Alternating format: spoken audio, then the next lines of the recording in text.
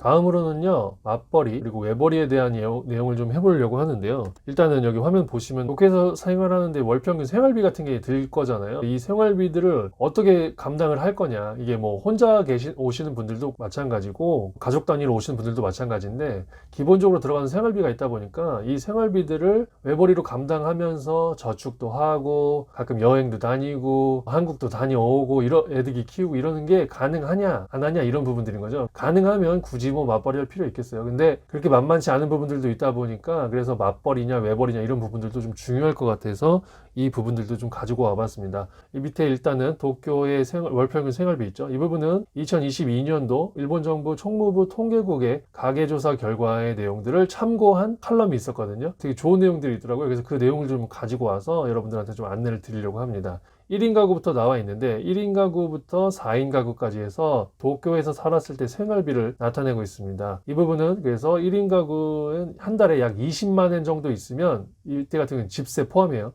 집세 포함, 저축 미포함. 저축은 전체 다 미포함이고요. 밑에까지. 여기 1인 가구에만 집세가 포함이 되어 있고 2인부터 4인까지는 집세가 포함이 안 돼 있어요. 이 부분은 좀 주의를 좀 해주셨으면 좋겠습니다. 1인 가구에서 혼자 사실 때는 집세 포함해서 한 달에 20만 엔 있으면 먹고는 살 수 있다. 숨 쉬면서 어느 정도 살 수는 있다라는 게 이 정도고요. 서울이랑 크게 다르지 않을 것 같다는 생각이 들긴 하네요. 그리고 2인 가구일 경우에는 적어도 24만 엔 정도가 되는데, 이때는 집세가 포함이 안 돼 있는 거예요. 그러니까 집세를 어느 정도 세이브하느냐에 따라서 생활비가 달라지겠죠. 3인 가구 같은 경우는 28만 엔, 4인 가구 같은 경우는 31.5만 엔 월 평균 생활비가 들어간다고 보시면 될 것 같습니다. 통계적인 부분이니까 이 부분 참고, 평균적인 부분이니까 참고해 주시면 좋을 것 같습니다. 일단 이 부분은 저축들이 포함이 안 돼 있어요. 사람이 앞날을 어떻게 될지 모르다 보니까 저축 같은 것들도 해야 되잖아요. 그 외벌이로 오셔가지고 처음에야 뭐 이렇게 막 외국에서 산다, 아 내가 동경하던 일본에서 사는구나, 내가 라면만 먹고 살아도 좋겠다 야, 이런 생각들이 있을 수 있는데 어떻게 사람들이 라면만 먹고 삽니까? 그죠? 그런 부분들이 있다 보니까 돈을 좀 앵간히 벌지 않으면 좀 너무 빡빡해져가지고 그 막 현타 오고 멘탈 털리고 그러면 아무래도 한국에 돌아가셔야 되는 상황들이 발생할 수도 있거든요.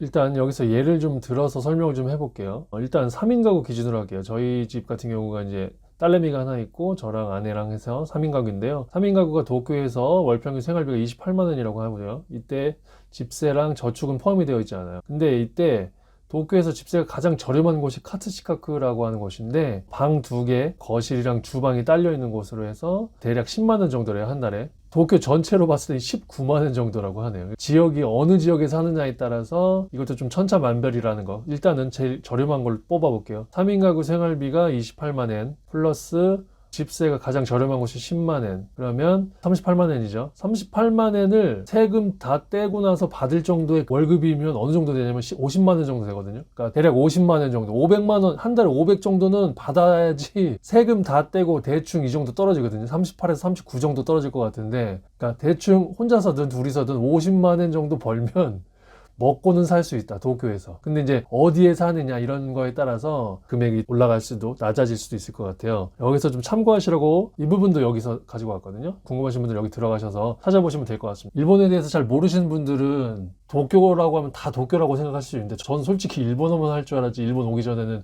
일본에 대해서 정말 몰랐거든요. 근데 실제 이게 도쿄거든요. 여기서부터 여기까지가 다 도쿄예요, 다. 근데 도쿄라고 다 똑같은 도쿄가 아니고 23구라고 하는 데가 있는데, 요게 23구라고 부르거든요. 23개의 구가 모여 있는 곳이에요, 여기가. 이쪽은 다 시거든요, 시. 도쿄에서 구로 돼 있는 곳은 다, 여기 도심지구나, 이쪽에 오른쪽에 몰려 있는 곳은 이 부분이구나 라고 하는 거예요.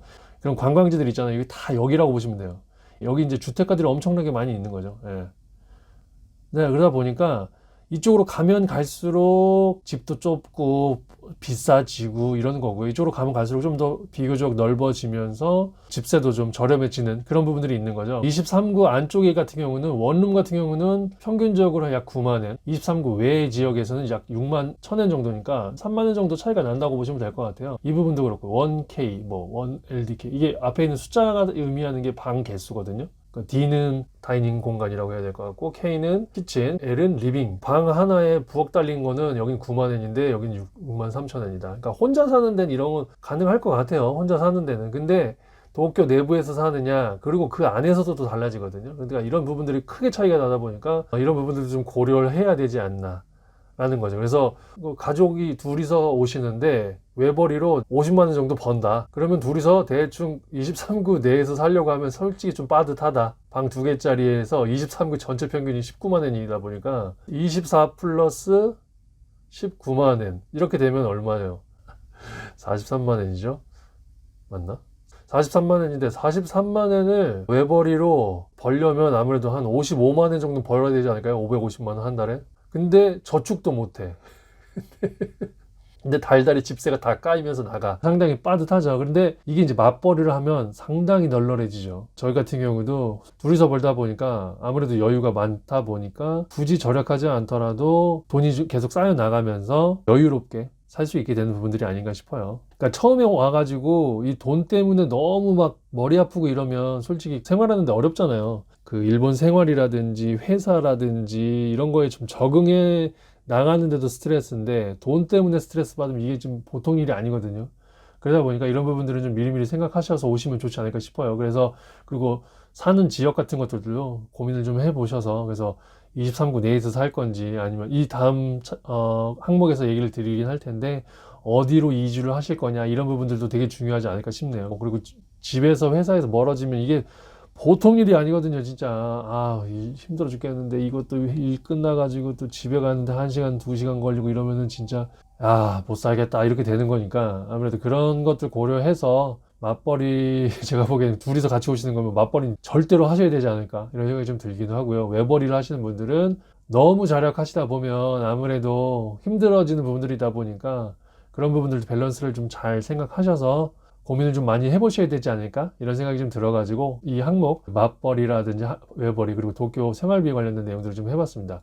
제가 이 말씀드리는 걸 깜빡했는데 뭐 혼자서 500만 원 벌어가지고 저축은 못하지만 그래도 먹고는 살 수 있다고 할 수 있잖아요, 그죠? 근데 사람이 그렇게 밥만 먹고 살 수는 없잖아요, 그죠?